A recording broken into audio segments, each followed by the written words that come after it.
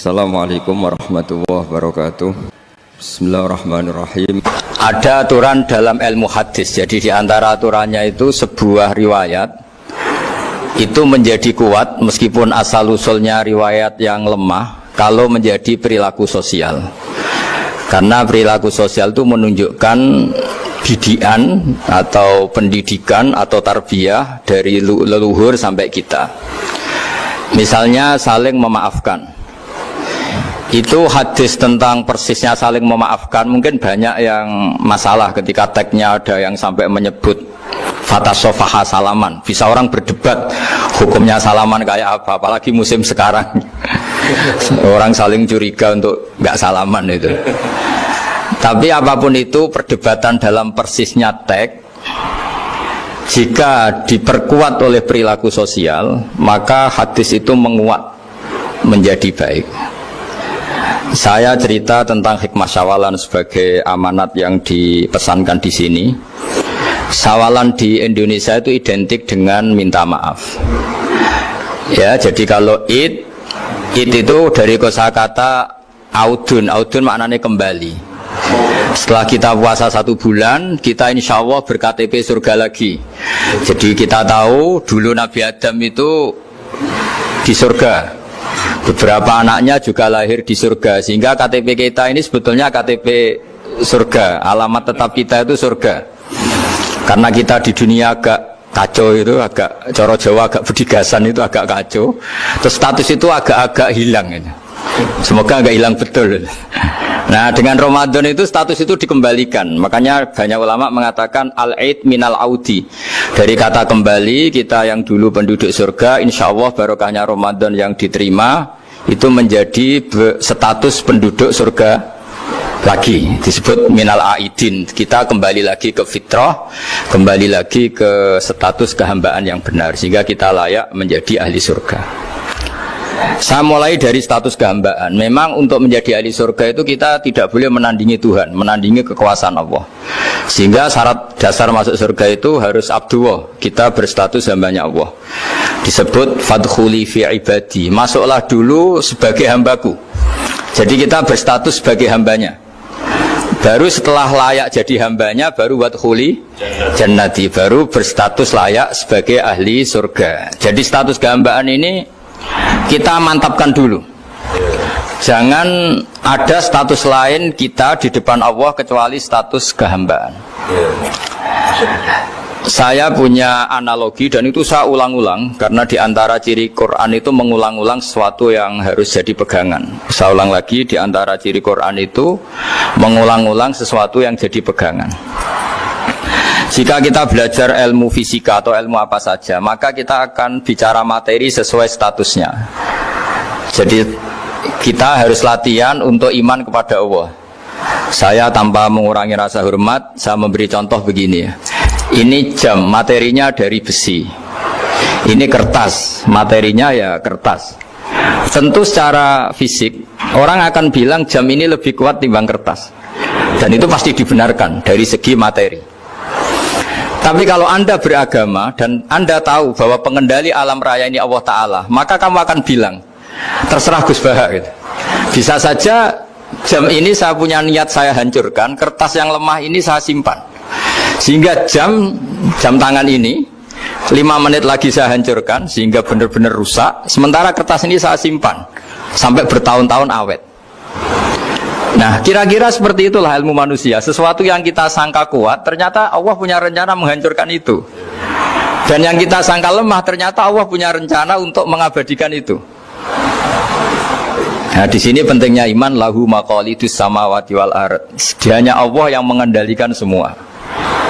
Jadi jangan mentang-mentang kita punya ilmu bahwa materi besi itu lebih kuat timbang kertas, terus kita pastikan bahwa besi lebih awet ketimbang kertas. Kita sisakan satu keyakinan, terserah Allah, terserah pengendalinya. Nah itu agama, bilang terserah pengendalinya itu agama. Ya mungkin tadi aja problem sinyal, saya ulang lagi.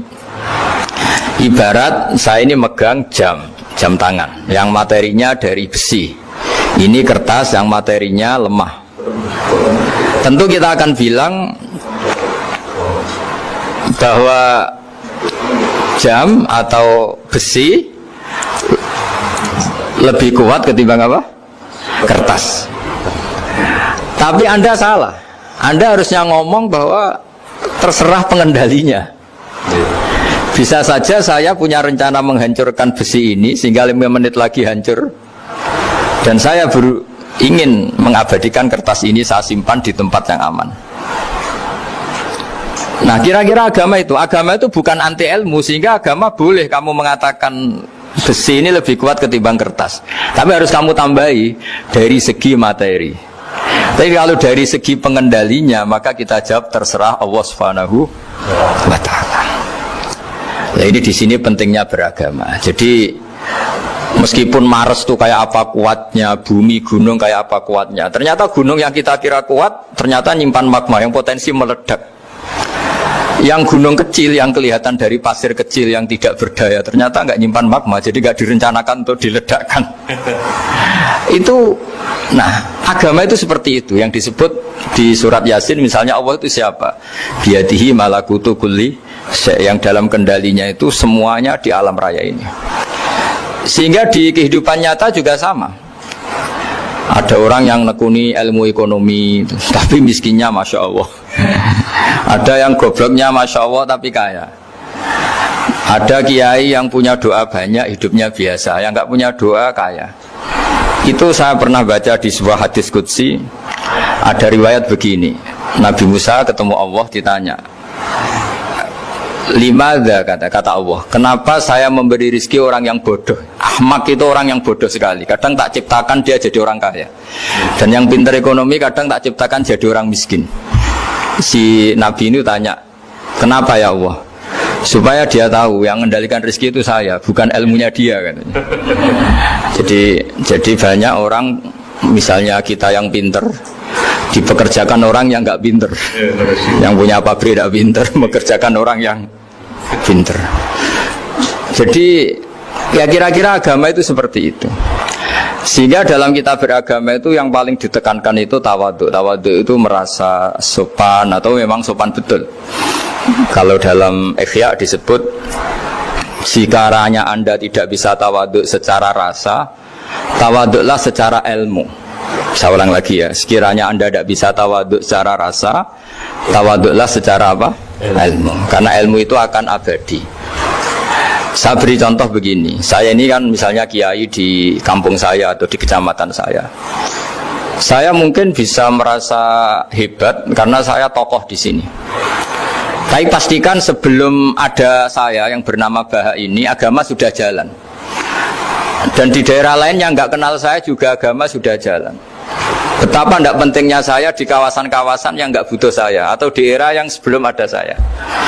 Nah, dengan ilmu seperti itu orang pasti tawadhu, karena dia tahu daerah yang nggak ada saya ternyata ya ada masjid, ada agama.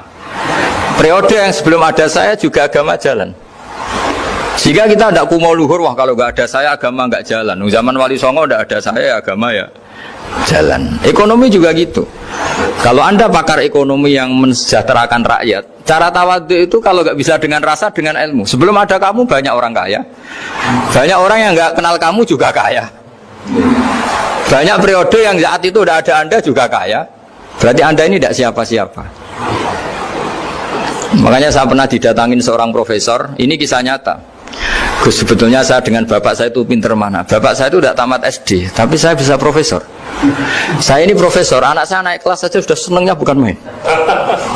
Artinya ini orang bodoh bisa menciptakan orang pinter, yang orang pinter kesulitan menciptakan orang pinter lagi. Nah, kalau kita tidak bisa tawadhu secara rasa, tawadhulah secara ilmu. Ikhlas juga gitu, saya sering ngajarkan ikhlas di beberapa kesempatan ngaji. Kalau Anda tidak bisa ikhlas secara rasa, ikhlaslah secara ilmu, pasti bisa, bukan mungkin bisa, pasti bisa. Secara ilmu. Makanya di Quran disebut fa'lam annahu la ilaha illallah. Ilmu, fa'lam itu dari kata ilmu. Saya beri contoh, saya mulai kecil sampai sekarang saya sekitar umur 50 tahun.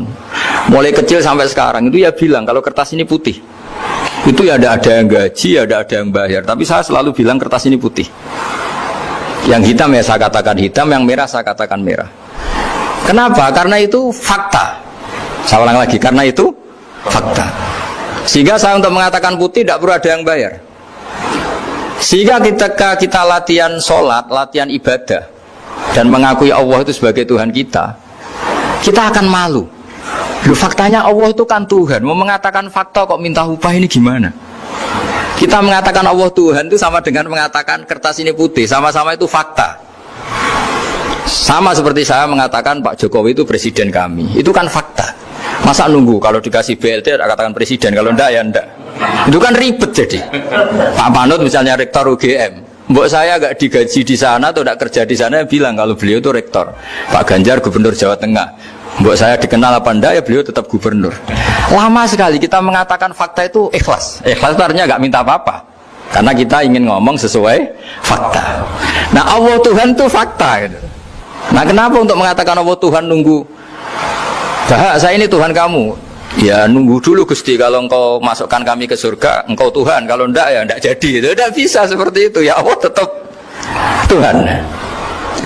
Nah kalau anda tidak bisa ikhlas secara rasa, ikhlaslah secara ilmu. Ilmu ya tadi kita akan selalu bilang yang putih putih, yang hitam hitam. Makanya ini pentingnya ilmu. Tawaduk juga gitu. Kalau anda ditakdir orang yang GR, yang gede rumongso, ditakdir orang yang kumo luhur, secara rasa bisa dilawan secara ilmu. Ada periode di mana sebelum ada kita, yang kaya ya banyak, yang dapat hidayat ya banyak, yang terpelajar ya banyak. Ada daerah yang nggak kenal kita, nyatanya pendidikan di situ jalan, sistem sosial baik. Betapa tidak pentingnya kita. Nah ini nanti memaksa kita atau melatih kita untuk tawaduk. Nah dari hikmah ilmu itu kemudian kita minta maaf sama orang lain itu mudah, karena kita sadar bahwa adanya kita ini problem. Saya sering digojok orang-orang kaya. Orang-orang kaya itu ya kadang agak kurang ajar tapi nggak bisa dibantah. Begini, pernah tanya saya gini, Gus, saya ini punya mobil mahal, harganya 2 miliar. Kayaknya yang berhak pakai jalan raya saya kan. Kok bisa? Bayarnya pajak saya mahal. Sehingga kayaknya paling pantas saya. Yang naik ontel itu kan nggak bayar pajak, harusnya nggak boleh pakai jalan gitu sih. Terus saya bilang, mbah-mbahnya yang naik ontel itu pejuang, bapak kamu enggak, kata. Kamu nggak warisnya, kata. Artinya ada teori dalam kitab hikam itu kitab tasawuf dalam pesantren. Itu kebaikan saja di soal. Misalnya begini, kita ini bangga sebagai urip yang tertib, hidup yang tertib di kantor, di tempat-tempat pekerjaan. Tapi kalau itu semua terjadi, kalau ada kecelakaan di jalan itu nggak ada yang nolong langsung. SAR paling efektif, tim penolong paling efektif itu ya orang-orang nganggur itu. Orang-orang yang di jalan-jalan di perapatan itu kalau ada kecelakaan langsung nolong. Itu nanti ambulan itu yang kedua, ketiga, yang nolong pertama ya orang-orang yang nganggur-nganggur di jalan itu. Ada orang tersesat nolong. Maka ketika seorang sahabat tanya, ya Rasulullah, kalau engkau melarang kita jagongan di jalan, itu kita tidak bisa. Tapi kata Nabi, ya silahkan saja, tapi adu haqqat thoriq, hak kamu di jalan itu datangkan. Apa itu? Ya kamu bisa amar ma'ruf nahi mungkar. Coba kalau di terminal, di tempat publik banyak orang yang soleh, itu nanti copet ya sungkan. Yang mau jambret ya sungkan, karena yang di situ orang-orang soleh. Nanti yang nggak sholat juga sungkan, karena yang di situ banyak yang sholat. Jadi kenyamanan orang pergi jauh di tempat-tempat sepi itu ya barokahnya orang-orang nganggur terus ngaji, wah nengkono masih rame, ada orang yang di perapatan, di pertigaan. Bayangkan kalau ini orang-orang soleh, pasti itu nyaman karena wilayah publik dihuni orang-orang yang soleh. Tapi orang pasti bilang itu nggak tertib. Kita inginnya hidup ya tertib di kantor atau yang suka di masjid. Tapi kalau itu terjadi, itu nggak ada tim SAR gratis yang setiap saat kalau ada orang kecelakaan nolong. Makanya dalam makalah hikam itu paling masyhur diantaranya itu, manusia itu siapa? Manusia itu mangkanat mahasinuhu masawiyah, fakih falatakun masawihi masawiyah. Manusia itu orang yang saat baik saja ada salahnya, apalagi pas salah. Jadi kalau kamu punya toko lagi laris, dan saat laris itu Anda ngerumat keluarga Anda melakukan kebaikan pada keluarga Anda, pasti ada toko lain yang termahjubkan, yang tersingkirkan. Makanya saya pernah diskusi sama kiai besar, guyonan sama saya. Kita kalau kiai besar sebaiknya kalau diundang di musala kecil datang apa enggak? Kata kiai yang satu, jangan datang Gus, itu jatahnya kiai kecil. Terus kata yang satu, datang Gus sebagai bukti tawaduk bahwa kita kiai besar pun mau diundang yang kecil. Akhirnya kita ini ya kadang datang kadang enggak, karena kadang kita enggak datang supaya jatah rezeki kecil enggak terambil. Kadang ya mau datang supaya dikira tawadhu. Makanya kalau seorang profesor sering turba di bawah itu ya kasihan yang S1, SPDI itu kan nanti enggak jadi bintang kalau profesornya sering turun.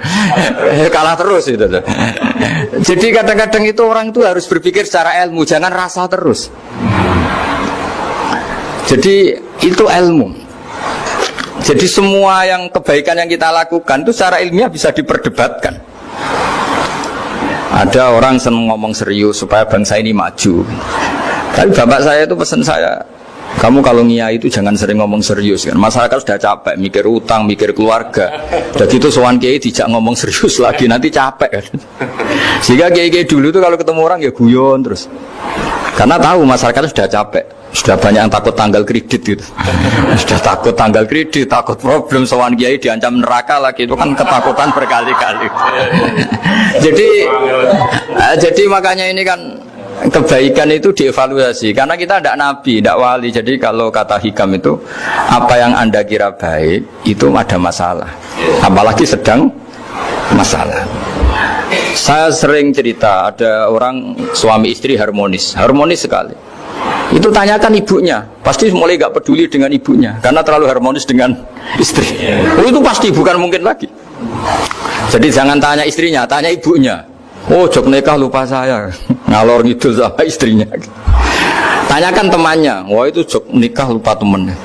Tapi yang baik sama teman, tanyakan istrinya, jatah belanja untuk ngopi. Ya begitu terus itu. Jadi siklus sosial itu. Nah, di sini pentingnya saling minta maaf karena dalam kebaikan kita pasti ada kesalahan. Ketika karir kita baik di pemerintahan maupun di kampus, pasti dengan sendirinya ada yang agak tersingkirkan. Meskipun itu sudah hukum alam, tapi apapun itu kita harus minta maaf. Makanya banyak saya sering cerita berkali-kali. Dulu itu ada dua nabi yang seangkatan. Itu luar biasa debat ilmiahnya, tapi debat baik. Mulai dulu ya ada polemik itu ya mulai dulu ya ada. Yang Nabi Yahya itu suka berkawan orang-orang soleh. Kalau ditanya kenapa kamu berkawan orang-orang soleh, ya enak lah karena berkawan orang soleh. Yang Nabi Isa sering berkawan orang-orang yang nggak jelas. Ditanya kenapa Anda suka berkawan orang-orang yang nggak jelas? Innama ana tabibun udawil mardo. Nabi dan kiai itu ibarat dokter, ya tentu menyembuhkan yang sakit. Kalau Anda seorang dokter pasti neliti daerah-daerah pandemi, masa neliti daerah sehat? Nah, jadi dulu bapak wasiat ke saya gitu, kowe nak jadi kiai kok bengkel, jadi kiai itu kayak bengkel. Kalau nggak siap dadani orang nggak jelas ya jangan jadi kiai kan. Itu ya, tapi kan masalahnya kita sendiri solehnya pas-pasan, takut terkontaminasi. Jadi yang jelek bukan jadi baik, kita yang baik jadi jelek. Nah itu kan mulai dulu ya polemik sejauh mana kita punya kekuatan untuk tidak terpengaruh yang negatif. Yang negatif terpengaruh kita menjadi positif. Jadi ini cerita-cerita sawalan bahwa dalam kebaikan kita itu ada kesalahan. Maka kita tetap istighfar, tetap saling minta maaf. Dulu bapak saya kalau diceritain ada seorang kiai sampai sepuh jadi imam masjid, istiqomah sekali. Dulu bapak saya itu guyu. Ya istiqomah, tapi wong liya terus ra iso dadi kader. Jadi calon-calon kiai ini sudah putus asa karena nggak pernah punya kesempatan jadi imam.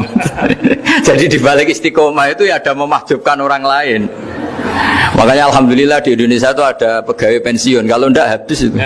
Karena yang anyar-anyar itu mesti ini kurang pengalaman, ini kurang senior. Tapi barokahnya ada pensiun kan gantian. Tapi masalahnya di dunia kiai itu udah ada pensiun. Tambah sepuh tambah mantap, tambah sepuh tambah mantap. Nah itu sebaiknya ya mulai mundur-mundur sedikit dari imam masjid itu. Ya nyari-nyari yang lain lah supaya ada kaderisasi, ada. Jadi intinya itu di balik kebaikan yang kita lakukan pun itu ada masalah sehingga kita butuh istighfar. Di sini pentingnya dawuhnya para wali-wali, dulu ada istilah wastighfaruna yahtaju ilal istighfar. Ketika kita minta maaf, sebetulnya minta maaf sendiri itu butuh minta maaf lagi. Minta maaf lagi itu butuh minta maaf lagi.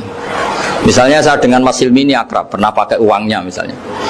Itu kadang kita bayar itu malah tersinggung, kok kayak orang lain saja bayar. Minta maaf juga gitu. Kalau kamu punya teman akrab, terus minta maaf resmi itu tersinggung. Kayak wong liya ae njaluk sepuro. Jadi kadang njaluk sepuro itu malah masalah. Itu kan sama, kamu punya teman akrab terus kalau mau main assalamualaikum saged masuk napa boten angsal boten boleh enggak main, itu mesti teman kamu tersinggung, kok kayak orang lain saja. Artinya ketika Anda merasa benar karena protokoler ketika masuk ke teman, ternyata itu salah. Teman kamu maunya enggak protokoler karena sudah akrab. Tapi ketika kita merasa akrab ternyata selonang-selonang dianggap problem, kita tidak pernah tahu. Nah di sini kata ulama-ulama, minta ampun itu kebutuhan manusia karena dalam kebaikan kita pasti ada kesalahan. Makanya disebut wastighfaruna yahtaju ilal istighfar. Kita selalu diajari Rabbana dzalamna anfusana, ya Allah kita ini selalu mendolimi diri kita sendiri. Jadi saat kita baik pun ada unsur kesalahan. Yaitu tadi, kalau Anda jadi orang pasti ada yang termahjubkan. Kalau Anda kiai besar atau profesor atau pejabat turun ke bawah, ya kalau gubernur turun terus ya bupati gak jadi bintang kan. Kalau saya kiai besar misalnya turun terus ya kiai kampung itu ya kasihan. Saya pernah diundang Manakipan tidak datang itu kiai kecil bilang matur nuwun Gus gak teko, aduh iwake gak untuk saya katanya. Barokahnya saya ada itu lucu ya, matur nuwun betul. Matur nuwun Gus jenengan gak dugi jadi. Akhirnya jatah besarnya untuk saya. Nah, tapi yang punya rumah komplain. Gus tak udang ratau teko PP aku wong cilik. Aduh. Nah, ini saya harus mendahulukan versi Sohibul Bait yang punya rumah apa versi kiai yang termahjubkan. Artinya pilihan apapun saya harus istighfar karena ada saja unsur salahnya. Ya makanya ini kan, makanya ya saya minta UGM juga saya sering undang saya terus, nanti dikira karena kampus besar Gus Bak mau juga keliru lagi. Kalau 1-2 kali mungkin boleh, kalau keseringan ya gak boleh, nanti itu dikira saya maunya hanya sama kampus besar, padahal saya sama RT ya sering datang juga. Nah ini yang terakhir saya bacakan teks otoritatif sebagaimana janji saya. Kata Rasulullah SAW di sebuah hadis, ini terakhir nanti supaya nggak lama-lama saya juga punya wadhifah. Ada orang itu punya hutang itu ya hutang, memang hutang. Singkat cerita orang itu tidak bisa bayar sampai akhirat. Dan aturannya Allah, orang yang punya hutang tidak bisa bayar ini harus diaudit, harus diselesaikan di akhirat. Kalau tidak bisa diselesaikan di dunia, diselesaikan di akhirat. Walhasil akhirnya di akhirat itu ditagih dan tidak mampu bayar. Karena di akhirat sudah tidak ada kredit, tidak ada ATM, tidak ada apa saja. Terus kata Allah, solusinya kebaikan kamu dikasihkan yang ngutangi. Ternyata kebaikan dia tidak cukup juga. Bayarnya apa? Kejelekan yang ngutangin dikasihkan yang utang. Kayak apa celakanya? Kebetulan yang ngutangi salahnya banyak, ini kan repot. Tapi Allah itu tidak suka kalau ada orang mukmin yang satu saudara kemudian masuk neraka karena saudaranya ini. Kata Allah, jika ini masuk neraka berarti disebabkan komplain atau ketidakikhlasan temannya yang mukmin. Masa orang mukmin menyebabkan mukmin yang lain masuk neraka? Allah tidak ingin. Makanya diantara nikmatnya beragama itu ukhuwah, persaudaraan. Baik persaudaraan atas nama iman atau atas nama kebangsaan atau atas nama kemanusiaan. Akhirnya si yang ngutangi ini tadi, jangan dibahasakan kreditur, nanti kita kayak bank, pokoknya yang ngutangin lah nanti. Ya bahasa gampangnya yang ngutangin, karena tidak semua orang ngutangnya sama bank. Sama Allah ditunjukkan satu surga yang luar biasa. Nanti tak baca teks Arabnya ya supaya dapat berkahnya bahasa Arab. Terus saking mewahnya surga itu, si yang ngutangin tanya, ya Allah itu untuk nabi siapa? Karena semewah itu pasti untuk kelas nabi. Atau untuk wali siapa? Katanya, terus kata Allah, sabda Allah, untuk siapapun yang mampu membeli. Lalu siapa yang bisa membeli surga semewah itu? Kamu bisa. Terus dengan apa ya Allah? Kamu mengampuni teman kamu itu, kamu bebaskan dari utangnya. Nanti tak kasih surga itu. Terus akhirnya sama Allah, kata orang itu, ya Allah saya bebaskan. Ya sudah, kamu berdua masuk surga. Karena Allah tidak ingin ada kasus aneh. Dua orang mukmin ini kan bersaudara. Masa bersaudara kemudian yang satu menjadi penyebab masuknya neraka karena ini tidak mau memaafkan. Artinya kalau kita syawalan itu harus benar-benar mau memaafkan, karena kalau tidak Anda menjadi penyebab teman kamu masuk neraka. Jadi kita janganlah jadi orang mukmin yang menjadi problem bagi saudara kita. Jadi makanya saya itu berharap ada wali utang saya terus tidak bisa bayar, karena ini masih dibela-belain Allah ini. Karena Allah nggak ikhlas kalau ada walinya masuk neraka. Jadi kalau ada wali utang kamu itu utangin saja, doain nggak bisa nyaur, no? Nggak bisa bayar. Nanti ini akan dibela-belain Allah di akhirat. Karena wali ini nggak pantas masuk neraka. Ya, jadi kalau ada wali utang kamu mau bayar sudah, Anda tidak usah bayar, nanti di akhirat saja itu. Lah yang ribet kalau yang kamu utangin dia ahli neraka, kamu nagihnya disuruh masuk neraka. Nah, itu ribet itu. Sudah utang dia ahli neraka. Ya, tak baca teksnya supaya ini ada di kitab Ihya halaman 197 juz 2. Status hadisnya waqala sahihul isnad, kata Imam Hakim hadis ini sahihul isnad. Saya baca Arabnya nanti insyaallah sebagian ya supaya kelihatan teks aslinya di bab hukukul muslim. Bainama Rasulullah sallallahu alaihi wasallam jalisun izdhika hatta badat sanayahu.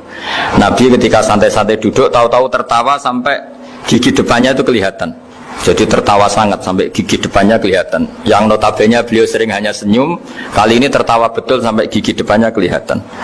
Faqala Umaru radhiyallahu anhu ya Rasulullah bi abi anta wa ummi mal ladzi adhakaka. Apa yang bikin kau sampai tertawa seperti itu? Qala rajulani min ummati jasaya baina yaday rabbil izzah. Dua lelaki dari umatku sama-sama sungkeman nuntut keadilan di depan Allah. Jasaya itu sungkem, duduk bersimpuh itu kalau dalam bahasa Arab itu apa? Namanya jasiyah. Faqala ahaduhuma ya rabbi khudli madlamati min hadza. Faqala wa rudda ala akhika madlamata. Qala ya rabbi lam yabqali min hasanati syai'un. Faqala wa ta'ala li talib kaifa tasna'u bi akhika wa lam yabqalahu min hasanati syai'un. Faqala ya rabbi falyahmil anni min auzari. Kalau kebaikannya dia tidak cukup, ya salah saya supaya dilimpahkan ke dia. Terus summa fadat aina Rasulullah sallallahu alaihi wasallam bil buka. Nabi di tengah-tengah cerita itu nangis. Senangis-nangisnya karena habis senang lalu nangis karena ini kan kebaikannya sudah dikasihkan habis, nggak cukup. Akhirnya kejelekan yang utangin ini diberikan. Makanya kalau kamu ingin masuk surga, utangi orang-orang soleh sebanyak-banyaknya dan doain nggak bisa apa? Nyaur. Tapi tak jamin orang soleh itu nggak suka utang karena hidupnya sederhana ini. Kayaknya saya tidak akan utang Mas Ilmi itu. Karena orang soleh itu hidupnya sederhana, pasti tidak butuh. Kalaupun utang paling ya untuk makan, kan gampang nyaurnya apa? Terus kata Rasulullah, faqala inna dzalika yaumun azimun yauma yahtadun nasu fihi ila yuhmala anhum min auzarihim. Terus fayaqulu Allah taala lil mutadzallim irfa basarak. Coba kamu lihat yang di sana itu ada apa? Fanzur fil jinan, coba surga itu kamu lihat. Faqala ya rabbi ara madaina min fiddatin wa qusuran min dhahabin mukallalatan bil lu'lu'. Saya melihat surga yang begitu mewah, semuanya bertatahkan intan, semuanya materinya dari emas, bertatahkan intan. Lalu li ayyi nabiyyin hadza? Itu untuk nabi siapa? Terus awli ayyi siddiqin awli ayyi syahidin. Terus qala Allah hadza liman a'tas saman. Itu untuk siapa saja yang mampu beli. Qal ya rabbi wa may yamliku dzalik? Siapa mampu beli surga semewah itu? Terus kata Allah anta tamlikuhu, kamu bisa. Qal bimadza ya rabbi, dengan apa? Qal bi afwika an akhika. Cukup kamu memaafkan saudara. Jadi kalau maafkan tidak pakai uang itu kurang seru. Yang seru itu punya teman utang 1 juta dimaafkan. Jadi memaafkan paling seru itu maafkan apa? Utang. Kalau maafkan sama-sama salah miso apa itu enteng itu. Ini yang seru itu teman punya utang 1 juta kamu itu seru itu. Tapi nanti aja di akhirat itu. Nanti sudah ada di akhirat itu. Ya nanti notanya di bawah kalau gitu. Ya, bi afwika anakhika. Jadi surga semewah itu maharnya atau harganya cukup memaafkan saudara kamu. Terus qala ya Rabbi qad afautu anhu, sudah Gusti, sudah sekarang saya maafkan. Fayaqulu wa ta'ala khud bi yadi akhika fa'adkhilhul jannah. Ya sudah sekarang kamu berdua sama-sama masuk surga. Karena ini orang soleh, enggak pantas masuk neraka. Yang punya utang ini enggak pantas masuk neraka. Nah ini yang ribet kalau yang utang ya ahli neraka, yang utang ya ahli neraka. Ngapain debat utang, wong kamu sudah ahli neraka. Hanya tanpa kasus utang pun sudah jatah neraka. Ini ribet kalau ketemu orang-orang yang jatahnya ada di surga. Tsumma sallallahu alaihi wasallam, ittaqullaha wa aslihu dzata bainikum fa innallaha ta'ala yuslihu bainal mu'minin yaumal qiyamah. Jadi di antara proyek besar Allah itu menjadikan orang mukmin itu bersaudara dan saling memaafkan. Itu sampai akhirat proyek itu masih dilakukan Allah. Maka ketika di dunia kayak sawalan ini usahakan saling memaafkan, karena keinginan Allah sampai akhirat pun seorang mukmin itu saling memaafkan. Ya, jadi ini sebagai penghormatan saya pada teman-teman alumni UGM, juga semua muhibbin, semua yang memanfaatkan ngaji ini, bahwa kita harus berjiwa besar untuk saling memaafkan. Tak beda, ono wong kafir 70 tahun, penggaweane zina, mabuk, nyolong. 70 tahun kafir. Bariku 1 menit dipandu kiai nglafatno asyhadu alla ilaha illallah wa asyhadu anna muhammadar rasulullah. Sora mukminan apa sora kafiran? Sora mukminan. Sak kalimat pisan 70 tahun dekne kafir, terakhir nglafatno la ilaha illallah dihukumi mukmin. Kita mulai cilik mukmin tahlilan ya la ilaha illallah. Bar salat muni la ilaha illallah dihukumi kafir. Dia itu sholat, yang sholatnya itu tidak seperti sholat kamu. Dia lebih khusyuk. Dia puasanya lebih khusyuk timbang puasa kamu. Tapi yakhruju min di'i hadza qaumun yaqra'unal Qur'an la yujawizu hanajirahum yamruquna minad-din murukasahmi minar ramya. Tapi nanti turunan dia itu jadi orang-orang yang senengane maca Quran, senengane sholat, senengane poso, tapi penggaweane ngadili wong Islam. Nah, mulane umat Kanjeng Nabi sampeyan swargane tetep dhuwur. Mergo nak entuk Lailatul Qadar niku. Entuk Lailatul Qadar kok anggere poso ya entuk, kok anggere jamaah tarawih ya entuk. Ora usah bayangno golek srengenge sing ora panas. Wah, aneh-aneh. Wong Nabi dawuh ora ngono, pokoke anggere mangko Ramadan iman ora ihtisaban entuk Lailatul Qadar. Cuma alamate iku ana ngene. Lah alamat ora kudu roh. Kok malah mbok goleki. Dadi angger sego kuwi wis rasane sego, cuma alamate sego apik sing ngene. Ya wis angger kowe wis mangan ya wis kok goleki alamat. Goleki menane wong kadang gak lha apa golek-golek Lailatul Qadar kok golek alamat. Lailatul Qadar iku goleki. Lailatul Qadar kok ana alamate, tapi Allah ge alamate wis kliwat. Berarti kowe wis entuk golek alamat, nek tepak ya roh nek ora ya wis ra apa-apa pokoke entuk. Lho ya alamate kan wis kliwat kan ning gone hadis iki. Alamate bengi Lailatul Qadar isuke iku matahari ora pati terik. Wis kliwat to, Bro. Lho iya kan wis kliwat kan? Lah nek misale kowe roh tok tapi ora entuk. Ya tok entuk ora roh kan? Aneh-aneh. Kulo mboten nate lho. Kulo sering takok ndang. Gus nate entuk Lailatul Qadar, Mas. Ah levelku ora takok ngono iku. Amatir ya. Lu ngalamate kliwat, lu nggih ning hadis ku alamate kliwat to. Kliwat kan? Alamate bengi Lailatul Qadar isuke sobihataha srengenge ngene. Kan gak ono gunane wis.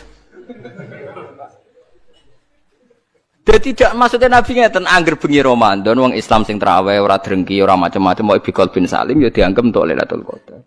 Lane dawuh Sidina Utsman malah gampang meneh. Wong sing salat isya jamaah iku padha karo qiyam sewengi. Ora usah salat tahajud, ora usah witir, wong isya jamaah wis padha karo iku. Tunggale wong donga wong diutangake terus ning makam ning kuburan ngoten niku kan. Ning omah ke wong nagas makam ayo mau nak ning kene. Mergo ada kok sing nagih maksudnya. Dadi apa iku pirsa, lha repote apa iku pirsa tenan ta ora iku. Mulane dawuhe pengerak dawuhe hadis iku imanan wahtisaban. Ihtisab orientasine ridane Allah. Lah nak cara ulama-ulama tasawuf, nak kowe iktikaf kok golek ayam nggih dari bojo, mulai wae. Adepi bojo nyabari ku luwih dhuwur timbang ganjarane iktikaf. Wong diamuk bojo gak tersinggung, gak ngamuk ngempet, iku Allah ridho pol. Dianggap wong kondang. Dianggap wong kondang. Mergo iso wal kadhiminal ghaidha wal afina anin nas. Assalamualaikum warahmatullahi wabarakatuh. Ngeten gitu, terus jenengan ampun dadi khawarij. Artinya gini ya, orang membiarkan Quran itu macam-macam. Ada yang membiarkan secara kuliah, dibiarkan total, diabaikan. Bahkan tidak diyakini kalau itu kalamullah. Tidak diyakini sama sekali itu sebagai apa? Wahyu, sebagai apa? Kalamullah. Itu kafir, berarti kafir tulen, bener-bener kafir. Ada yang membiarkannya itu semi, agak iya, agak enggak. Ya iman tapi gak faham. Nak kepengen faham, ya ibu-ibu iman. Niku ruwet niku, ruwet niku. Niku kata sangat. Dan itu ya muslim, tetap mukmin tapi dianggap fasik. Misalnya contoh gampang ngeten nggih, contoh paling gampang. Niki kula waca nggih, terus niki ben jenengan gak dadi khawarij. Kula waca Arabe mengke kula terangaken. Wa qala ar-rasulu ya rabbi inna qaumi ittakhadhu hadzal qur'ana mahjura. Terus napa? Bahwa Kanjeng Nabi ngeluh Quran itu dimbara wong kafir. Manane dimbara walam yu'minu bi. Fahadil ayatu waradat fil kuffar. Fahadil ayatu waradat fil kuffar al-mu'ridina 'anil Qur'an. Alladzina lam yu'minu bihi. La fi man hafidhahu minal mu'minin tsumma nasiyahu. Nggih kula waca. La fi man hafidhahu minal mu'minina tsumma nasiyahu. Teng qauluhu mahjuron. Wa in kana yu'atabu alaihi fil akhirah. Lima warada man ta'allamal qur'ana wa alika mushafahu lam yata'ahadhu wa lam yanzur fihi jaa yaumal qiyamati muta'alliqan bi yaqulu ya rabbi abduka hadza ittakhadhani mahjuron. Ikdi baini wa bainah. Terus ngeten ya. Dawuh Imam Sawi sebagai pensarah Jalalain, dan dawuh ini pasti benar. Saya pastikan benar karena saya berkali-kali baca di Bukhari dan saya ajarkan di sarang di mana-mana, saya ulang-ulang. Ayat ini bagaimanapun turun pada orang kafir yang i'rad meninggalkan Quran itu artinya tidak menganggap itu sebagai kalamullah, tidak menganggap itu sebagai apa? Kalamullah. Tapi kalau orang mukmin kayak kita ini mukmin, meninggalkan Quran dengan arti tidak mengamalkan, tidak mengamalkan, itu mau fasik. Fasik wae ya ora sida kadang-kadang. Mergo taate luwih akeh. Nggih taate. Misalnya ngeten contoh gampang. Wonten tiyang niku maniak perempuan. Nak zina ora gelem tapi nak ra ngegang ning perapatan delok wong ayu ngelu misalnya. Ya akeh wong Islam mayoritas nggih ngoten niku. Kelakuane ngoten niku. Nah itu kan dekne ngerti nak itu salah cara Quran. Qul lil mu'minina yaghuddu min absarihim. Orang mukmin itu nak iso meremno aja sampe delok wong wedok sing mboten mahram, mboten bojo. Wa yahfadzu furujahum, dan menjaga farjinya dari zina. Separuh sukses, misalnya gak zina sukses, tapi nak gak delok ora sukses. Lah itu nanti tepak-tepakan nak pangeran tepak nggih nyepuro, misale wis didelok wis sama Islami suwi wis jenggoten wis macam-macam ati sepuro. Apa meneh sing wis tedher melarat koyo rugen sepuro wis malarate iku kafaroh iki, melarate niku kafaroh. Macam-macam. Terus wonten tiyang alim. Biasanya dosa terbesar wong alim ora wani nahi mungkar. Karena ndak punya nyali atau punya perhitungan khas wong alim.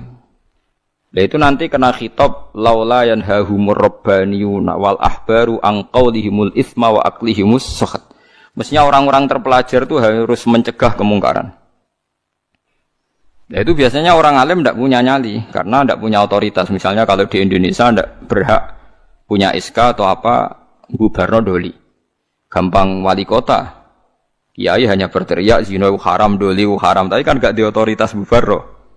Matok wali kotane gawe SK nganggo pamong praja iso bubarno. Macam-macam. Riyen di Jakarta ada keramat tungkak sing iso bubarno Sutioso, teng doli sing iso bubarno wali kota sing sakniki wedok.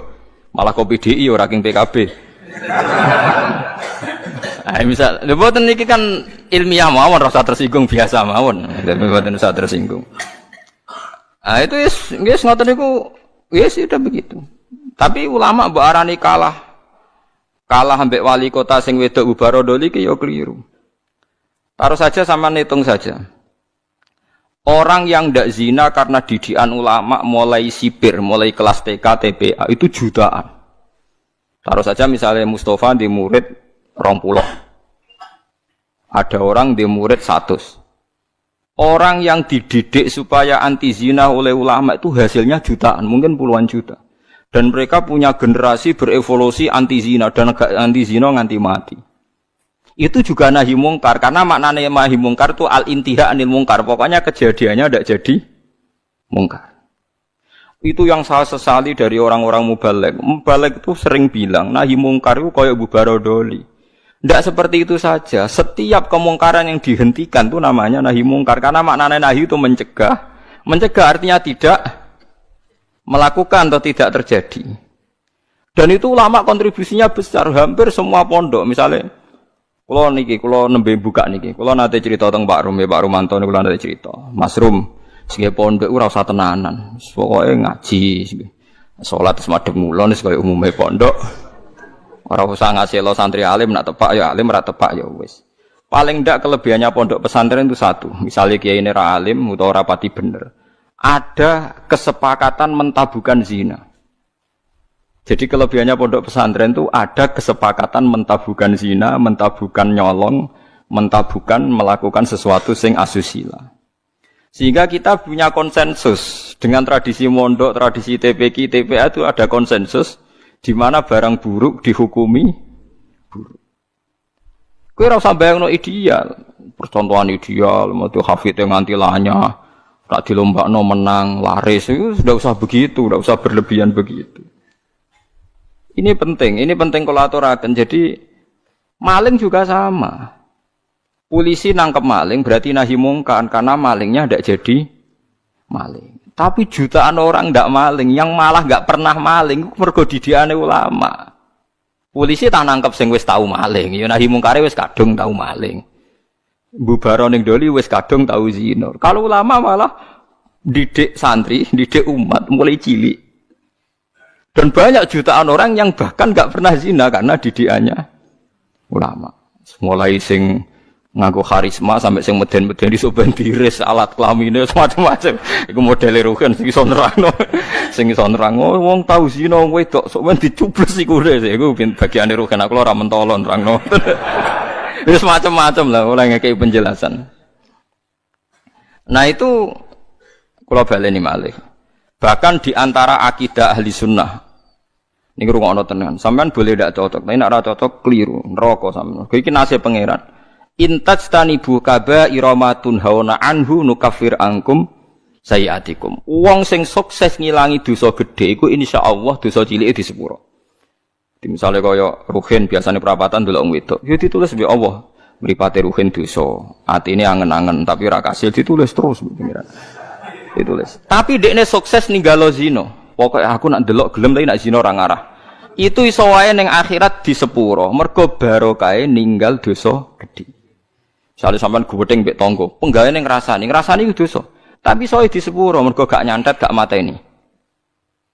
Jadi di semua segmen dosa kan ana kelas atas. Misale ra cocok nganti mateni kelas atas. Tapi nak ngrasani tok kelas ringan.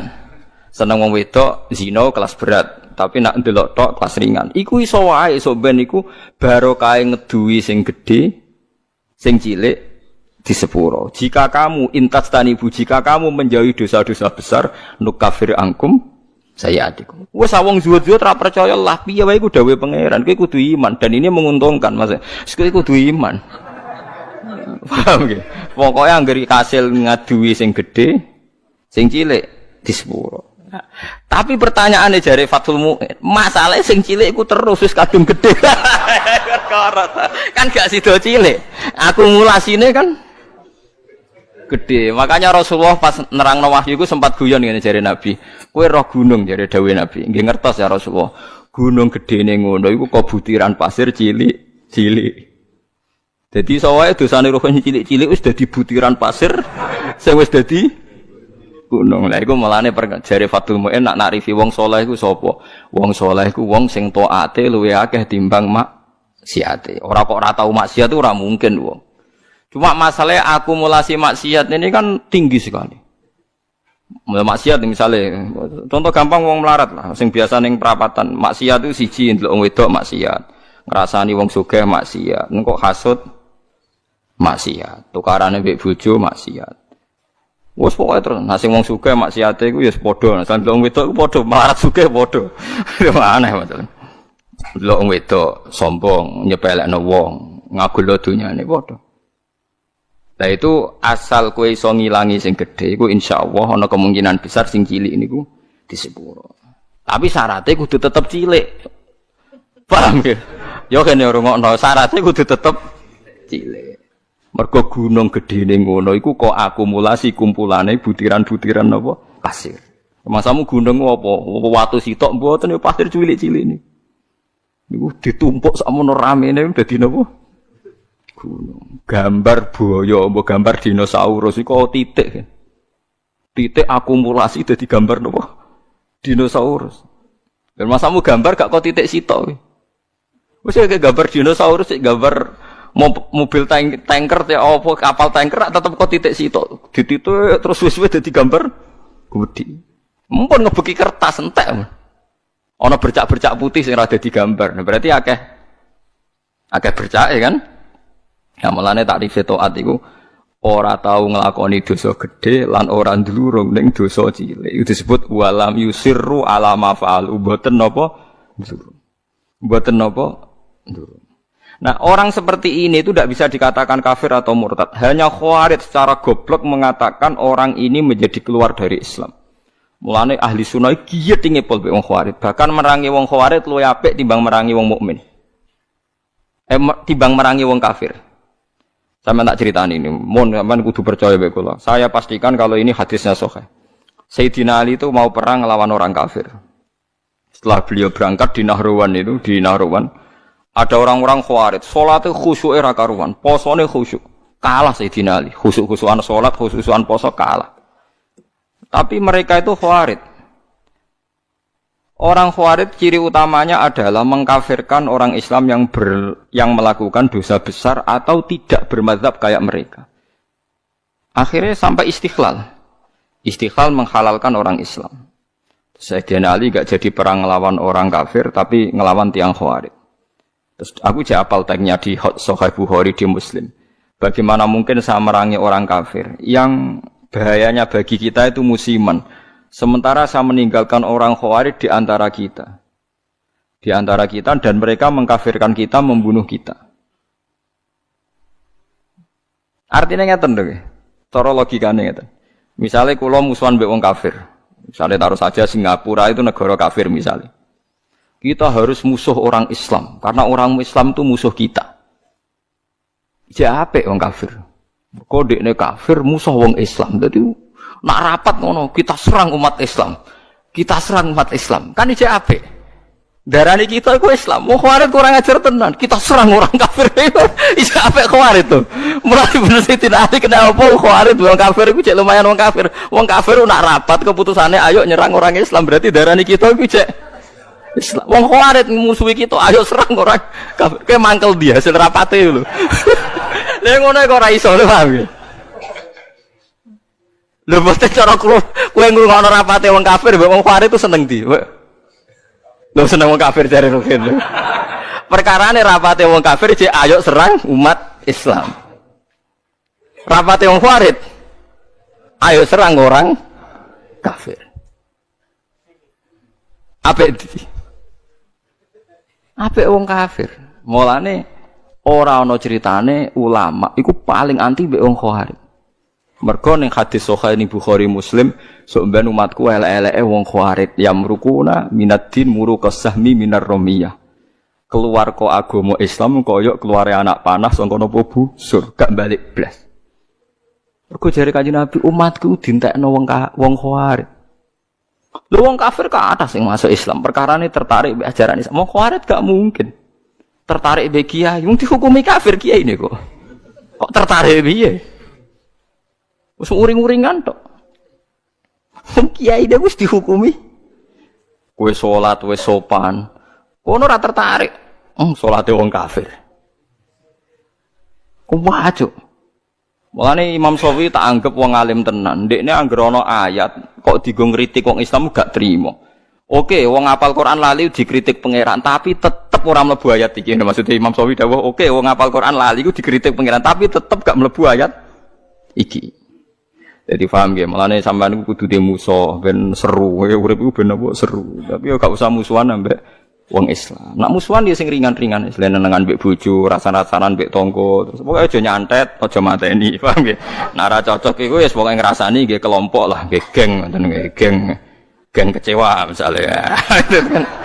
Ya misalnya pengurus masjid terdepan nggih kelompok anti takmir saiki. Engko ndekne sing munggah iku gentenan ngrasani wis ngono nggih kegiatan nggih geng, napa? Geng ngrasani. Nah, cara kula bagus itu, nggih. Yang penting ora usah dihalalno wong barang haram, nggih ngrasani iku barang haram, tapi rasa daripada dadi udun wis ben ngrasani wae. Sementing mboten mateni. Disebut napa intas dan ibu kabaira matun hauna anhu nukaffir angkum sayatikum. Kowe nak berhasil ngilangi dosa gedhe, insyaallah sing cilik di sepuro. Mulane akidah ahli sunnah. Senajan to wong ora istighfar ora tobat, tapi nak ngudoi dosa gedhe ku sing cilik diilangi. Wa bistina bin lil kabair tufaru saghairu wa jaludu yukafiru. Wong nak berhasil ngilangi dosa gedhe iku sing cilik mbek Allah napa diilangi. Tapi mau syaratnya sing cilik tetep cilik iku eling-eling catatane sing cilik. Lah iya to kan misale ngrasani 10 dina pisan kan sithik. Nak 10 dina konsisten nggih kelompok kan akeh. Ojo kok terus cilik terus gak mungkin kan akumulasinya tetap jadi napa? Besar. Beras sak karung kok butiran-butiran cilik. Nah, ini penting kalau peringatakan. Nah, ulama itu harus ngomong gitu terus. Mulane Imam Bukhari dalam juz sekawan termasuk babu qitalil khawarid, nggih babu qitalil khawarid. Itu beliau pertama mengutip dawuh Ibnu Umar ngendikane Sidina Umar wa kana yarahum syirara khalqillah. Ini dawuh Imam Bukhari. Ibnu Umar berpendapat elek-eleke makhluke pangeran khawarid. Alasannya kenapa mereka? Kalau apal persis teke teng Bukhari. Intolaku ila ayatin nazarat fil kuffar faja'aluha alal mu'minin. Orang khawarij itu senengane golek-golek Quran. Sebetulnya ayat itu turun kanggo ngritik wong kafir, faja'aluha alal mu'minin, tapi ayat itu kemudian dipakai untuk mengadili orang Islam. Ya taruh saja sing masyhur gini, kita ini kalau ada orang maling kan di penjara. Maling itu di penjara. Orang zina juga di penjara misalnya, orang pembunuh di penjara.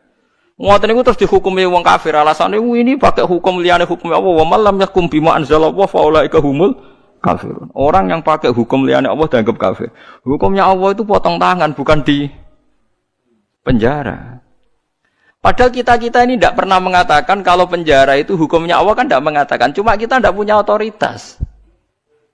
Memang maling itu ora kita ketok tangane, tapi kita tidak pernah mengatakan kalau penjara itu lebih baik ketimbang dipotong tangan. Dan kita tidak pernah bilang kalau hukumnya Allah itu enggak efektif, enggak manusiawi, tidak pernah bilang gitu. Cuma kita hidup di negara yang enggak motong tangan, ya kita bilang pira-pira malingnya ra dikasih Nobel. Wis ngono tok.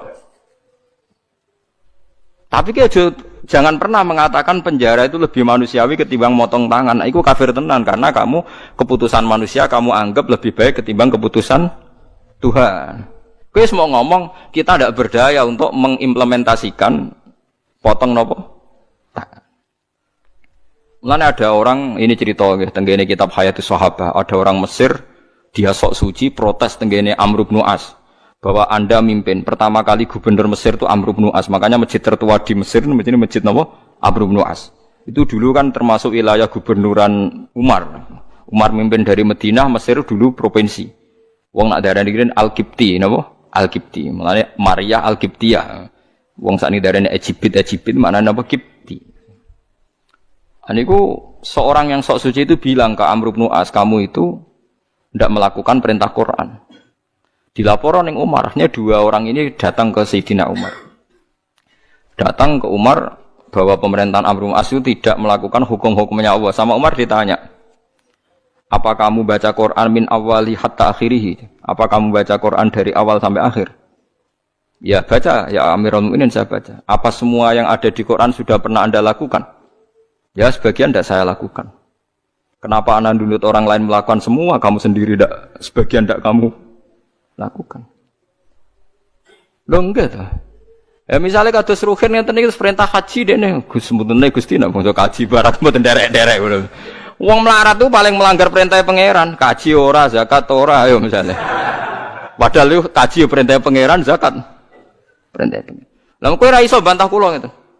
Wong nak kaji kan manistato ilaihi sabila, lah zakat ora ono manistato ilaihi sabila. Zakat ono aturan wa atu zakat manistato ilaihi sabila. Ora ono pokoke zakat itu tanpa syarat. Nak kaji tah ono syarat. Akeh jihad ngalahno wong kafir, wong larat ra iso nglakoni. Apa meneh wa'idulahum mastata'tum min quwwati wa mir ribatil khaili turhibuna bihi aduwallah. Wong Islam kudu kuat, saking kuwate nganti menggentarkan musuhe pangeran ayo. Wong melarat sing kukar-kukur iso nggetaro musuhe pangeran. Ora iso. Ayo. Mulane bener Kanjeng Nabi, Abu Bakar ku api-api sahabat, tapi ada sesuatu yang enggak bisa dilakukan Abu Bakar, ora pati medeni wong kafir. Abu Bakar wong sopan. Mulane Kanjeng Nabi Abu Bakar Islam yo seneng, tapi cek rong lega Nabi. Angger Nabi mlampah-mlampah ning pasar Ukat iku ana tukang geng. Umar niku tukang geng pasar Ukat. Dadi dekne kuwi wisane mangan untuk hadiah nak gelut menang terus untuk napa hadiah. Menangan nak gelut. Woe dekne senengane nantang gelut tak menang kudu untuk Nobel untuk hadiah. Iku Kanjeng Nabi mikir, muga sing Islam iki no enak. Islam butuh preman kunane kuno. Mulane ngalim-ngalim ku nak di santri preman rada seneng perkarane iku nak di Islami Mustafa barang ora pati diwedeni wong kafir. Tapi nak sing seneng kiai preman wedi wong kafir, wah ngadepi preman musuhi iki. Mulane kunane kuno anggere wong alim mesti disenengi preman, kira ora usah kaget. Akhire donga Nabi, Allahumma aizzal Islam bi Umar, muga-muga Islam iki mulya mergo Umar. Artinya gini, ada sesuatu yang Abu Bakar pun tidak bisa melakukan kebutuhan Islam. Ngoten paham ya? Ada sesuatu yang sekali Abu Bakar pun tidak bisa melakukan kebutuhan Islam, termasuk ngadepi preman. Nah, buktinya tenan Abu Bakar ketika Islam nggih wong kafir biasa ae. Tetap nyiksa Bilal, nyiksa macam-macam. Barang dongane Nabi didongakno Nabi nek mboten lepat itu dinten Kamis. Sing ngrungokno niku Abdullah bin Mas'ud sempat pireng pas Nabi ndonga. Ketemu Umar, marhaban bika ya Umar. Muga-muga kowe bejo Umar, aku krungu Rasulullah ndongakno kowe. Pas iku Umar cek preman, Umar ora pati paham luka mlaku ngoten Ustaz. Wonten tenan dekne akhire Islam. Apa yang dilakukan Umar Islam pertama? Nabi masih sembunyi-sembunyi di rumahnya Zaid bin Arqam. Omai Arqam lah, Banil Arqam. Nah, pertama Umar Islam harus protes, ya Rasulullah, kita ini orang benar kok sembunyi-sembunyi, yang batil saja berani muncul kok yang benar kok sembunyi-sembunyi. Ya Umar, saya menakutkan kamu, tidak usah takut ya Rasulullah, saya ini Umar. Tenan. Kanjeng Nabi teng daleme Zaid bin Arqam mbek Abu Bakar mbek Sayyid Hamzah timbarno mbek Umar tinggal metu. Marani Abu Jahal pertama ditotok omah. Ya Abu Jahalin, kamu tahu berita hari ini? Tidak tahu, saya Umar sudah masuk Islam, kira macam-macam Rasulullah tak baca. Wes marani Abu Lahab, marani kafir. Iku gentenan wong kafir sing delik, paham? Loh, dadi artinya gini, kowe nek Islam terima khusuk kok Mustafa enggak memenuhi kebutuhan Islam. Tapi kok preman yo ora memenuhi kebutuhan Islam, mulang wudu, mulang carane ngilangin. Preman ra iso. Yes ngono, artinya wong saleh sundul langit itu ada kebutuhan Islam yang enggak dipenuhi. Kok kowe maksa wong liya memenuhi. Itu tadi, misalnya kowe ulama. Misalnya saya ulama. Paling iso ndarani zina kowe elek tinggalkan. Tapi nak wali kota Surabaya iso gawe SK bubarodoli. Ada sesuatu yang enggak bisa dilakukan ulama, malah pejabat. Iso wong roh kabeh sing barodoli iku wali kota sinten Risma nggih. Nah, sing membubaro Keramat Tungkak riyen zaman Sutioso. Keramat Tungkak dibubaro nganggo SK gubernur dadi Islamic Center. Kiai ra iso. Pengajian mau kaya rugen cerita wong zina ben dicu bersih ngono-ngono tok. Ora iso rugen gawe SK. SK tanda tangane rugen. Doli apa bubar. Dianggap pengedan sing percaya ku sapa. Lah iki cerita. Lah wong ninggal Al-Qur'an iku ana sing gak peduli blas nganggep Qur'an gak wahyu iku wong kafir. Nah wong Islam senajan to ninggal Al-Qur'an iku ndekne iman cuma ra iso nglakoni. Lah iku ora nganti mlebu ayat iki dawuh Imam Sawi wis ta wong Islam saelek-eleke ora mlebu ayat iki.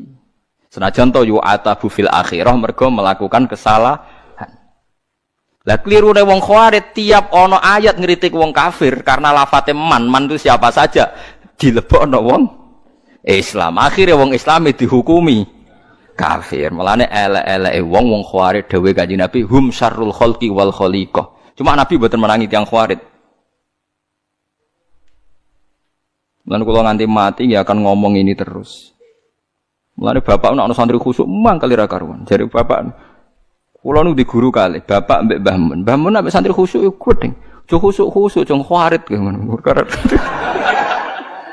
Perkarane anggere wong khusuk mesti semangate ngadili wong liya. Wong mondok ora tau utang iku gewedenge pol mbek wong utang.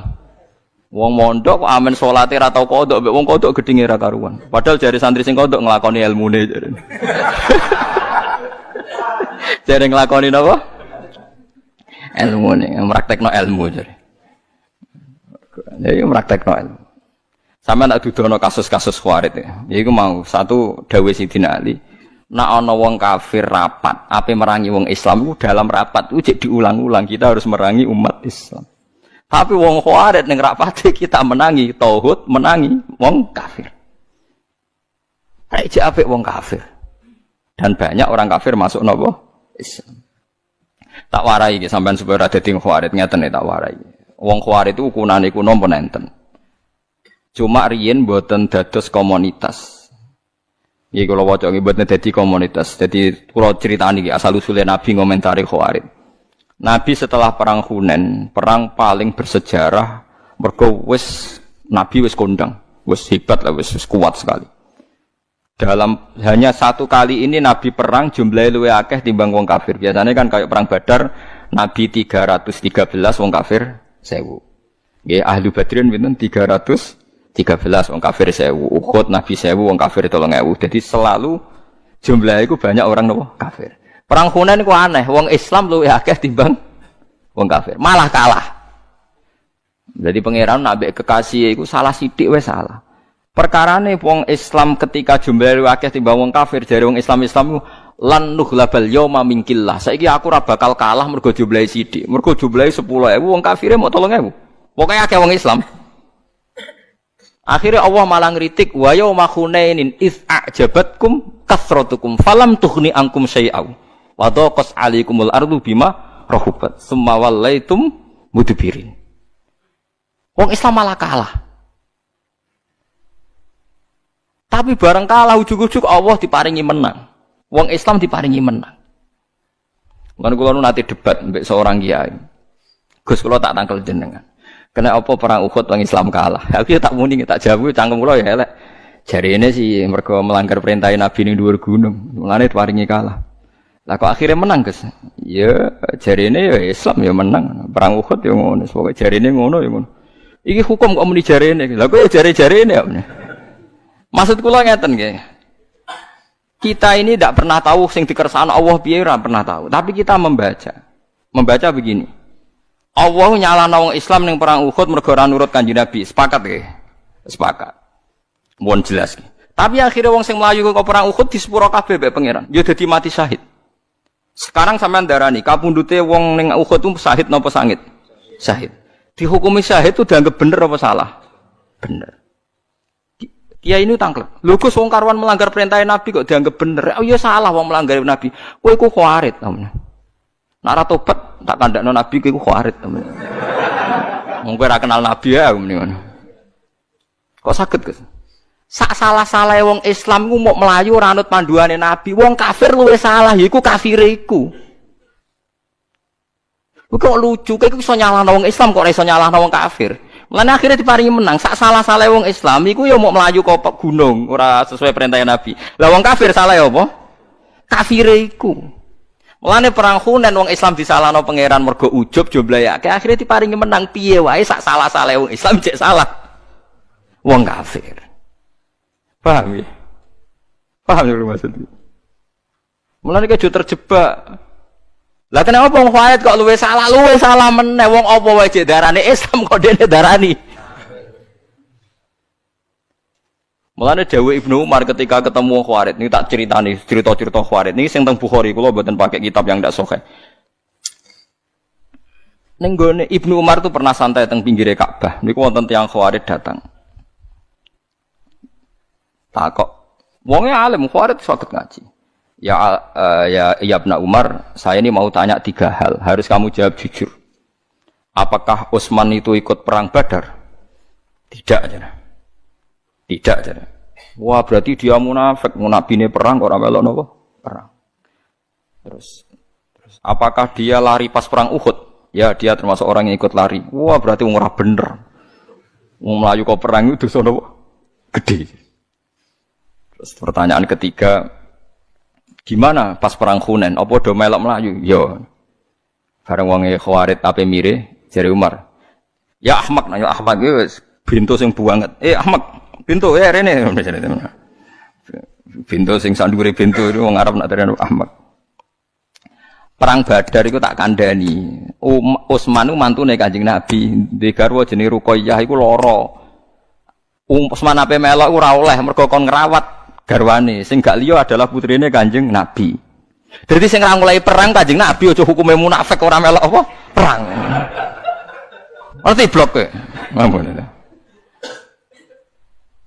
Mulane pas perang Badar menang, Utsman dikei saham Nabi, wong dikei saham berarti dianggap melok perang. Ora kok tahalluf koyo munafik. Lah soal Utsman maju ning perang Uhud iku ora Utsman tok, meh kabeh.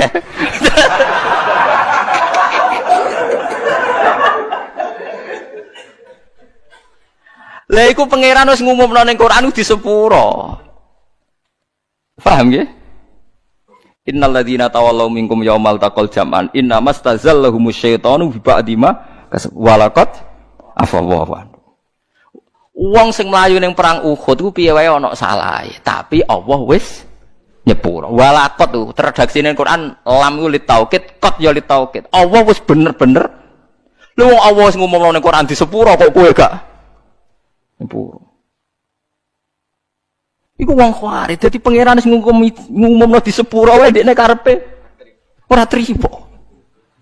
Wong eleke kok ngono.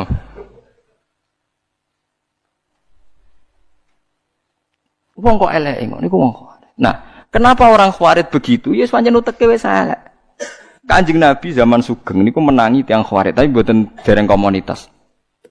Nabi niku kan ya nabi nggih, nabi udah nubuwah. Ane nak ulama kok gak di nubuwah ya rapati warasatul anbiya. Ulama iku duwe nubuwah. Kewarise nabi ku ulama. Sing waras maksudnya, sing waras. Ngeten dados perang Hunain pokoke walhasil akhirnya menang. Ki wau logikane sak keliru-kelirune wong Islam iku cek keliru wong kafir ya karena kekafirannya itu. Menang. Dan nabi ku lucu. Mirbas, bangunan Aqra bin Habis, terus golongane Mirdas, golongane Sufyan sinten beberapa orang kafir. Kalau apal jenenge sampean ra perlu ngapal malah bingung. Pokoke wong kafir-kafir anyaran niku masuk Islam. Masuk Islam mbek Nabi dikei 100 unta. Iso mbok bayangno betapa banyaknya 100 unta. Ghanimah dikasih ghanimah 100 unta. Sahabat Ansor yang bela-belai Nabi mulai diboyong ke Mekah teng Yasrib teng Madinah, ora dikei apa-apa. Ya Nabi ya gitu santai saja Nabi. Engger wong Islam anyaran-anyaran dikei akeh. Sing Islam sing kawak-kawak sing wis permanen dimbaro kene. Padahal ya kere, mereka ya kere sing Islam. Akhire faja'a rajulun sasiru ra'si wa iral anan kasalihya. Ana wong teko mripate cekung. Jenggote iku ya tebel, ora kok terus jenggoten nggih mboten temen terano kasulihya. Mendeliki Kanjeng Nabi muni ikdil ya Muhammad. Mat iku sing adil. Mergo dekne ra entuk bagian, wong-wong sing bener ya ora entuk bagian. Nah Nabi kadang yang metu aneh, sing bener ra dibagi, sing Islam anyar rapati bener dibagi. Mergo niki nubuwah. Ya jawab Nabi ya santai. Fama ya'dilu idza lam akun adil. Ayak manuni ala ahlil ardi wala ta'mun. Ayak manuni man fis sama wala ta'manuni. Nah aku adil ning donya sing adil sapa? Mosok langite percaya aku kowe ora percaya. Nabi masih rileks, masih ngendikan masih rileks. Jadi aku iki wa ana aminu man fis sama. Wong ning langite percaya aku. Kok kowe ora percaya aku? Tapi kowe bagiku gak roto. Nabi cek sempat memberi penjelasan. Wong-wong iku Islame anyaran, nak ra tak servis dadi kafir. Ata'allafuhum alal Islam. Lan disebut wal muallafati qulubuhum. Tapi nak golongane Umar, Utsman, golongane sahabat Ansor iku akiluhum ila qulubihim. Pokok imane wis tak pasrono atine, dekne iman mbek aku ora krana untuk servis, wis pancen iman dadi ra perlu tak servis. Orang itu terus mire, kecewa karena enggak direspon Kanjeng Nabi. Umar matur, ya Rasulullah, izini saya membunuh orang itu. Wong kok nganggep Nabi mboten apa adil. Umar wis pokoke pikirane ku mateni hobi. Tapi apa komentarnya Nabi? Jangan ya Umar, dia itu sholat, yang sholatnya itu tidak seperti sholat kamu. Dia lebih khusyuk. Dia puasanya lebih khusyuk timbang puasa kamu. Tapi yakhruju min di'i hadza qaumun yaqra'unal Qur'an la yujawizu hanajirahum yamruquna minad-din murukasahmi minar romnya. Tapi nanti turunan dia itu jadi orang-orang yang senengane maca Quran, senengane salat, senengane poso, tapi penggaweane ngadili wong Islam. Sebagian Nabi, sebagian riwayat nyebut yuqatiluna ahlal Islam wala yuqatiluna ahlal awsan. Nak ambek wong Islam semangat merangi, tapi nak ambek wong kafir dingin-dingin saja. Padahal wong kafir di kesalahan permanen kafir. Lalu kalau jeeling ada seorang kiai ini ku guwet ngepol mbek Gus Dur. Guwet ngepol. Ngrasani ning kiai alim dirasani meh kalih jam. Iki ini sing alim mentel mau. Terakhir dawuh ngaten sing kiai alim. Jenengan nate ngrasani pendeta ngantos kalih jam. Mboten nate yai. Astagfirullah. Jenengan ngrasani kiai pinter, ngrasani pendeta mboten pinter. Jadi kita ini sering begitu, ngerasani podo Islami, podo dulure semangatnya ra karuan. Tapi nak ngerasani wong liya, mboten napa? Semangat. Berarti itu ciri utama Khawarij, yuqatiluna ahlal Islam wala yuqatiluna ahlal awsan. Lalu ulama zaman akhir niku do mendel. Mendel artinya ya mendel mau guyon, kados bapak riyen serane nggih guyon. Karena kita ini sudah tidak mungkin menganalisis kowe nuduh wong liya Khawarij, jangan-jangan ke Khawarij dhewe. Tapi kowe nganggep wong kafir musuh besar ra mesti. Orang mestine tadi rapatnya orang kafir itu masih ayo bunuh orang Islam, ayo merangi umat Islam, masih ngukumi kita Islam. Kita yang dalam internal Islam kita dihukumi orang Islam. Lalu ini runtuh semua. Mulai dawuh Ibnu Umar ki nak nuruti wong Khawarij, dawuh Nabi runtuh kabeh. Sampeyan saiki tak bedheki ana wong kafir 70 tahun, penggaweane zina, mabuk, nyolong. 70 tahun kafir. Bariku 1 menit dipandu kiai nglafatno asyhadu alla ilaha illallah wa asyhadu anna Muhammadar Rasulullah. Sora mukminan apa sora kafiran? Sora mukminan. Sak kalimat pisan 70 tahun dekne kafir, terakhir nglafatno la ilaha illallah dihukumi mukmin. Kita mulai cilik mukmin, tahlilan ya la ilaha illallah. Bar salat muni la ilaha illallah dihukumi kafir. Berarti kalimat iki ora ana gunane kan cara Khawarij. Kalimat sing cara Rasulullah, cara ijma' ulama sak donya dadekno wong kafir dadi Islam, saiki kalimat iki dilafadzno Islam bolak-balik sing lafadzno dihukumi. Lha kok kuwalik-walik ngono iku piye asal usule iku? Lho ya saiki sampean logika to nganggo akal paham iki. Ana wong kafir 80 tahun. Dadine masuk Islam mergo nglafadzno apa? La ilaha illallah. Islam mulai cilik bar salat yo muni la ilaha illallah, kok sithik-sithik la ilaha dihukumi. Lha terus gunane la ilaha illallah iku apa kanggo Islam? Gak ono gunane kan di depan wong Khawarij. Mulane runtuh kabeh dawuhe Nabi kan nuruti wong Khawarij, dawuhe Nabi ku runtuh. Ya runtuh kabeh kan? Mau krana kecewa. Ibnu Umar itu dijak merangi Hajjat. Riyen Ibnu Umar menangi sinten Hajjat. Yusuf bin Hajjat. Napa Hajjat bin Yusuf ya? Jadi Hajjat bin Yusuf niku terus kalau baleni malih Ibnu Umar iku menangi rungokno nggih ben sampean ngerti betapa Khawarij itu bahaya. Ibnu Umar kan zaman Nabi wafat itu sekitar umur 18 tahun.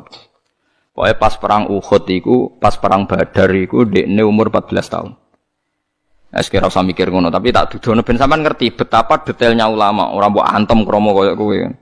Ibnu Umar niku pas pamit badhe derek perang Badar itu umur 14 tahun. Ambek Nabi mboten pareng mergo rong balik. Pas perang Uhud sudah boleh ikut karena sudah 15 tahun lebih. Berarti kalau Nabi wafat itu beliau sekitar kisaran umur 18-19 tahun. Makanya beliau itu menangi Kanjeng Nabi detail, tapi yo menangi fitnah detail. Walhasil beliau itu hidup, Abu Bakar khalifah 4 tahun menangi, Abai dadi khalifah pinten? 12 tahun nggih menangi, Utsman menangi, Ali menangi. Terus kepemimpinan Abdullah bin Zubair menangi. Jadi walhasil ketika Sayyidina Ali kalah secara politik, dinasti Islam pindah teng Syria, dipimpin Muawiyah, dipimpin sinten? Muawiyah. Jadi kalau ada cerita Muawiyah di andalan panglima jenenge Hajjat bin Yusuf. Lah Abdullah bin Zubair ponakane Aisyah. Di Abdullah bin Zubair itu abai itu minal asroh al-mubasysyirina bil jannah. Ini Zubair bin Awam. Nggih abai sinten? Zubair bin Awam. Ben sampean roh sejarah ben ra dadi khawarij.